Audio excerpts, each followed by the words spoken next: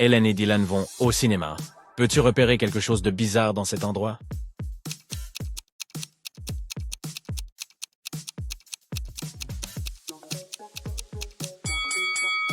Une araignée se cache dans le pop-corn de ce type. Cette dame a une caméra allumée, ce qui n'est pas autorisé au cinéma. Les sièges sont numérotés de manière aléatoire dans cette rangée, et un monstre se cache derrière les sièges.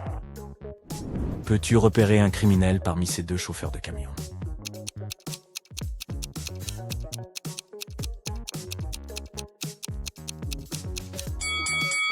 Le second ne fait que transporter des tomates, mais quelqu'un a griffonné les mots « à l'aide » sur la vitre du premier camion. Par conséquent, le premier chauffeur est le criminel. Peux-tu deviner quel conducteur est le plus dangereux?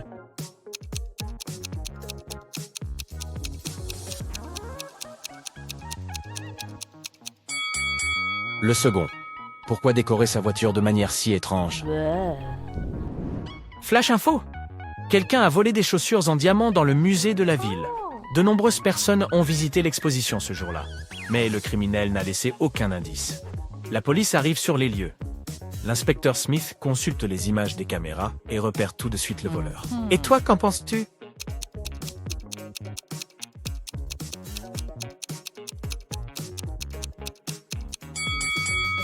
Il y a quelque chose de très suspect chez cette femme.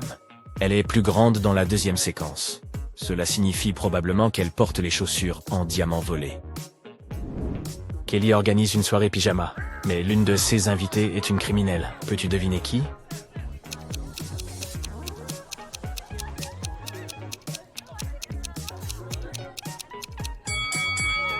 Cette dame est une voleuse. Elle a caché les objets volés dans un oreiller. Voyons si tu es perspicace. Peux-tu repérer 3 différences entre ces deux images?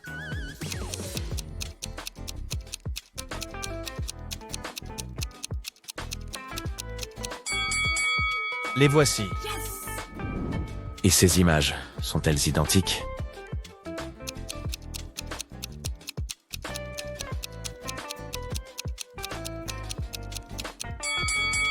Non, il y a 3 différences.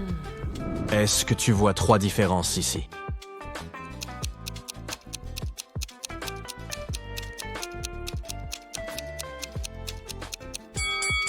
Les voici. Beau travail. Philippe dirige une maison d'édition. Un jour, il reçoit un message anonyme. Son meilleur illustrateur, Victor, a une relation secrète avec l'une de ses collègues. Seules 4 femmes travaillent dans l'entreprise de Philippe. Sheila s'occupe des réseaux sociaux. Elle vient de rentrer des Maldives. C'était sa lune de miel. Bella est gestionnaire de contenu. Elle est très timide et vit avec 5 chiens. Lily est rédactrice à temps partiel. Elle est célibataire et fait tout le temps la fête. Et Kelly est chef de bureau. Elle est très ambitieuse et écrit son propre livre pendant son temps libre. Peux-tu deviner avec qui sort Victor?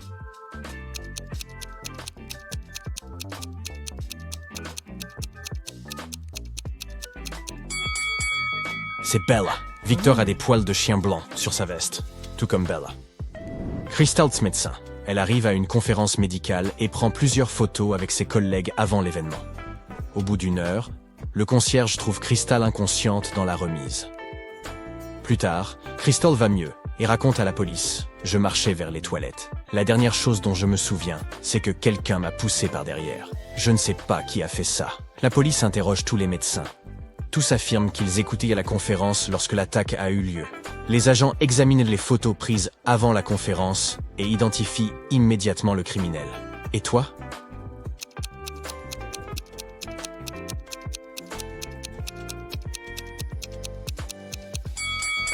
En essayant de se défendre, Crystal a attrapé le cordon au cou du criminel. Il s'agit donc de ce type avec le badge arraché. Martin se réveille enfermé dans une cave. Il ne sait pas du tout comment il est arrivé là. Sans doute par une trappe dans le plafond. Il y a 3 portes dans la pièce. Derrière la première, il y a un puits profond hérissé de pics de métal. La deuxième porte mène à un lac rempli de piranhas affamés. Et derrière la 3e porte, il y a des crocodiles. Mais le pire, c'est que la pièce commence à se remplir d'eau. Vous devez aider Martin. Et vite, dites-moi dans les commentaires ce que notre ami doit faire pour sauver sa peau.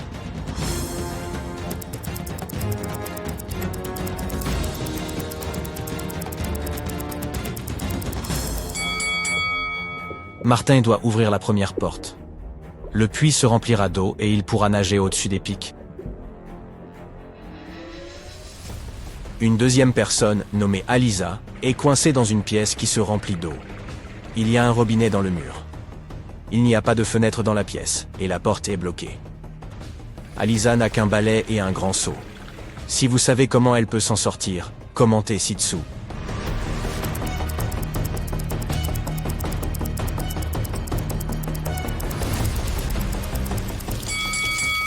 En fait, il n'y a pas de danger.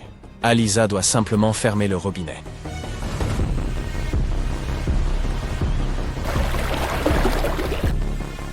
Nick faisait le tour du monde sur son yacht lorsqu'il a été pris dans une terrible tempête.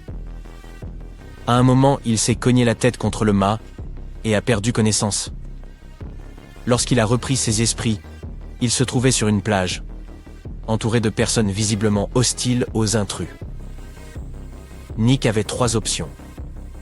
Être envoyé dans une grotte remplie de tarentules, être jeté dans une fosse remplie de scorpions jaunes, ou être envoyé chez des lions affamés. Dites-moi vite dans les commentaires comment Nick peut survivre. Ou ça va mal tourner pour lui.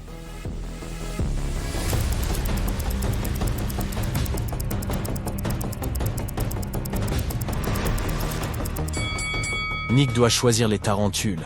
Elles sont généralement inoffensives pour les humains. Regardez ce volcan. Il est sur le point d'entrer en éruption. Malheureusement, Lorraine n'a qu'un seul siège dans sa voiture de sport et 3 personnes doivent s'éloigner en même temps du volcan. Qui notre amie doit-elle sauver? Un beau jeune homme, une femme riche ou une grand-mère?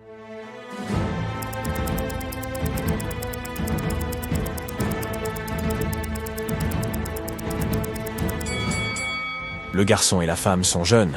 Ils peuvent marcher rapidement et fuir à temps. La vieille dame, elle, n'y arrivera pas. Lorraine doit donc lui porter secours. Si vous n'êtes pas d'accord, partagez votre opinion dans les commentaires. Regardez ces enseignantes. L'une d'elles est un vampire. Vous devez réagir rapidement. Leurs élèves sont en danger.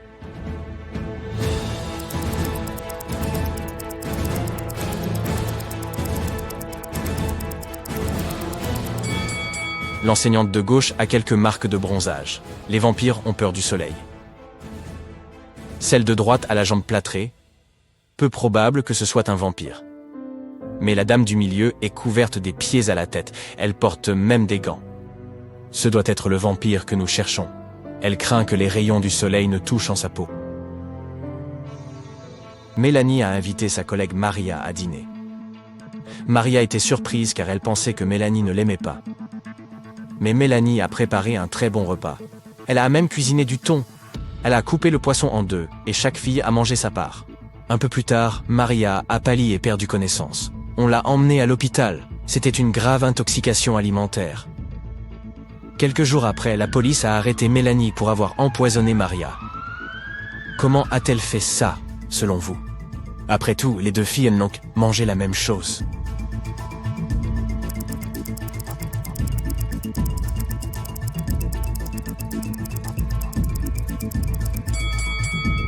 Le poison se trouvait sur un des côtés du couteau que Mélanie a utilisé pour couper le poisson.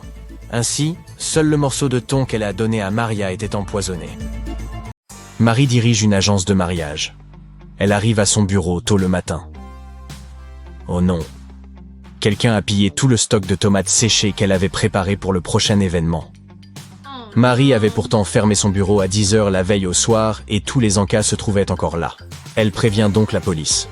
Le détective identifie 3 suspects et se rend à chacun de leurs domiciles. Le vigile était de service hier soir. Il suppose que le voleur aurait pu s'infiltrer dans le bureau pendant qu'il se trouvait à un autre étage. Si l'on en croit la femme de ménage, elle serait allergique aux tomates et ne pourrait même pas les voir en peinture. Et une coiffeuse qui travaille à proximité affirme qu'elle a fermé son salon la veille à 8 h du soir et qu'elle est rentrée chez elle juste après. Qui ment?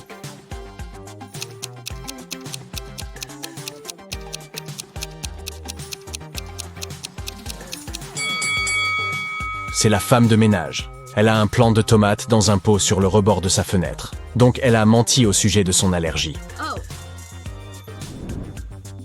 Voici les deux organisatrices de mariage de Marie, Holly et Dolly. Holly est extrêmement riche alors que Dolly est complètement fauchée. Pouvez-vous deviner qui est qui en regardant simplement cette image?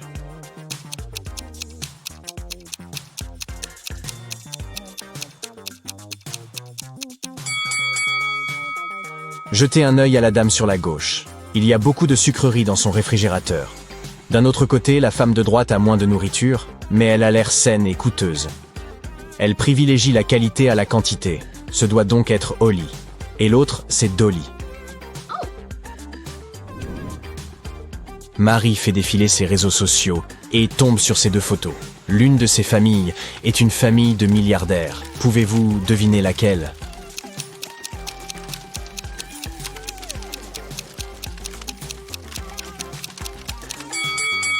Chaque membre de la première famille a sa propre chaussette de Noël, et ils ont une belle cheminée. La seconde famille, cependant, n'a que 2 chaussettes, et leur cheminée est factice. Ainsi, c'est sûrement la première qui est une famille de riches. Marie regarde des photos de réception de mariage. Pouvez-vous deviner quels jeunes mariés sont pauvres?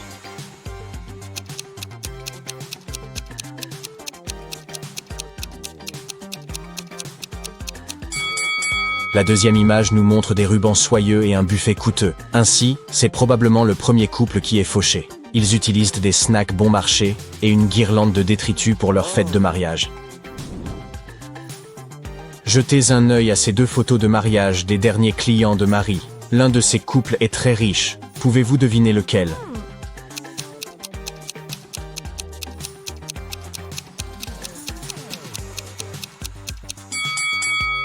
Le premier couple a loué des tenues de mariage. C'est pourquoi les tailles ne leur conviennent pas tout à fait.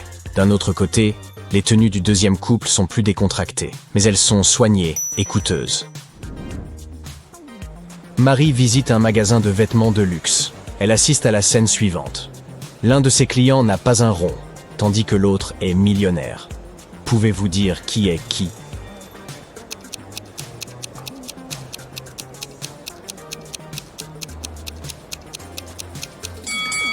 Le premier homme est complètement à sec. C'est pourquoi il hésite et se sent gêné alors qu'il se renseigne sur ce t-shirt de marque. En attendant, le riche se sent libre de questionner les prix, car il peut tout se permettre. Mais il voudrait quand même bien savoir pourquoi ça coûte si cher. Cela semble raisonnable. Marie déjeune dans son restaurant préféré.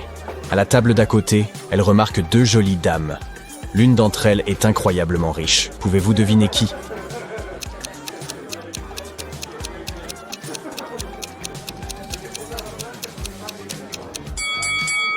La femme aux cheveux blonds a un vieux smartphone avec un seul objectif. Et d'un autre côté, la rousse a un téléphone dernier cri. Elle doit donc être la plus riche. Vous êtes un motard rapide et furieux sur une île tropicale.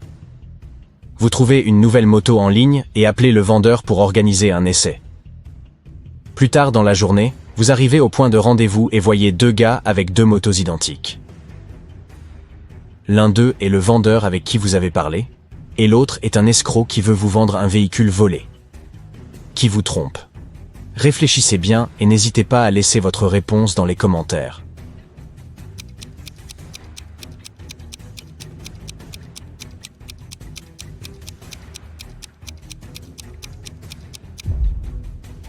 Il y a le logo du magasin de moto dans le texto du vendeur. Le gars à droite porte une casquette avec le même logo. Ce doit donc être le représentant officiel du magasin. Par conséquent, le gars à gauche est un escroc. Félicitations, la moto est maintenant à vous. Vous prenez la route et traversez le quai. Soudain, vous apercevez 3 personnes. Qui sauverez-vous en premier? Dites-nous tout dans les commentaires.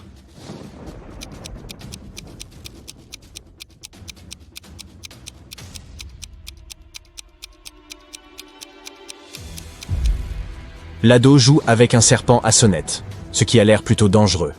Heureusement, il n'est pas réel. Vous voyez? Il y a un code-barre dessus, c'est donc juste un jouet. La dame est sur le point de sauter dans une mer pleine de requins. Mais regardez bien, elle ne fait que poser. Son petit ami est en train de filmer une vidéo. C'est le seul qui a besoin d'être sauvé parce qu'il se tient sur du vieux bois pourri. Il est sur le point de s'effondrer. Il risque donc de finir au milieu des requins. Vous sauvez la journée et continuez votre chemin. Oh non, la route principale est fermée pour travaux. Vous n'avez donc que 3 options pour rentrer à votre bungalow. Le premier parcours est une célèbre route en spirale connue pour ses éboulements. La deuxième route est plate, mais elle traverse une jungle pleine de crocodiles. Et la troisième route est à moitié inondée car elle passe par un ancien marais maudit. Quelle voie choisirez-vous pour rester en vie? Partagez votre réponse dans les commentaires ci-dessous.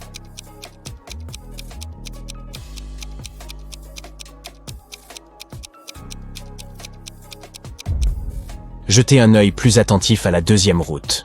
Le panneau indique « Ferme de crocodiles ». Ça veut dire que les crocos vivent sous surveillance. C'est donc le choix le plus sûr. Vous choisissez le deuxième itinéraire et décidez de visiter la ferme des crocodiles. Voyons si vous êtes perspicace. Qui est en danger ici? Écrivez votre réponse ci-dessous avant tous les autres détectives de Sympa.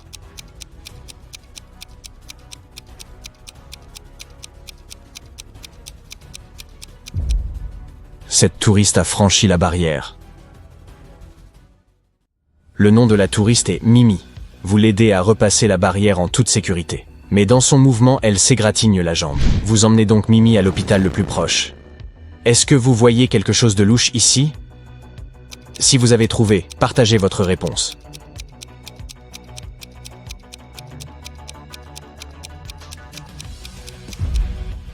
Facile comme bonjour. Le pare-brise de cette ambulance est recouvert de peinture blanche. Vous entrez dans le bâtiment et vous tombez sur 3 chirurgiens dans le hall. Quel docteur est dangereux? Ne laissez pas l'imposteur s'échapper. Partagez votre réponse.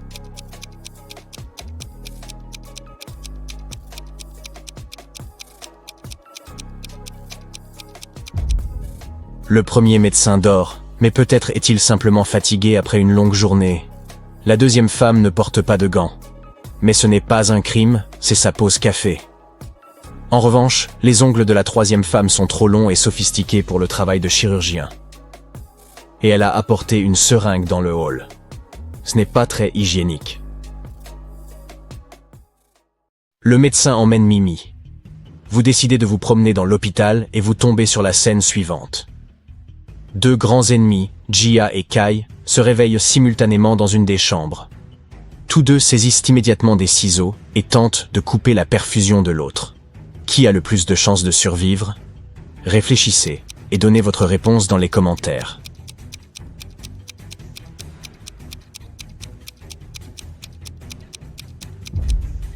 La personne dont le goutte à goutte est coupé le plus loin du bras a plus de chances de survivre, parce qu'ainsi, elle recevra encore son médicament un moment, et notre héros gagnera un temps précieux avant l'arrivée des médecins. Ce sera donc certainement Jia.